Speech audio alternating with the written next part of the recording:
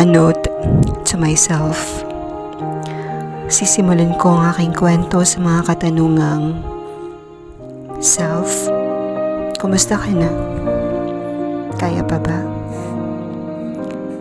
December 29, 2024. Ito ang araw ng iyong pangangamba, pagtitiis at simulan ng kalbaryo ng iyong buhay sa kadahilan ng ikaw ay susubukin ng tadhana maging matapang, matatag at mapagpakumbaba.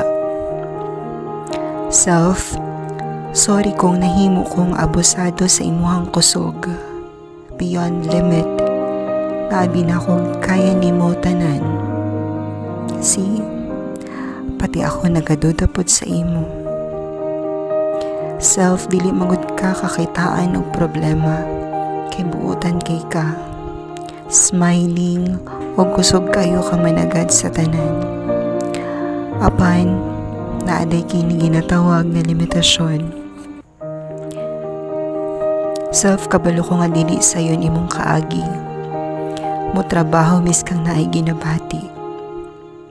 Nga mohangyo ka nga mag-opener lang ka always kay para makauli kag sayo. Nga mohangyo pa ka sa tricycle driver nga kung pwede patabo ka kay dili nimo kaya mo labang, kay basig maligsan ka kay nagalain imong paminaw. Self, na remember pa nimo tuong iniguman nimo og ilis kay mahigda ka sa duyan.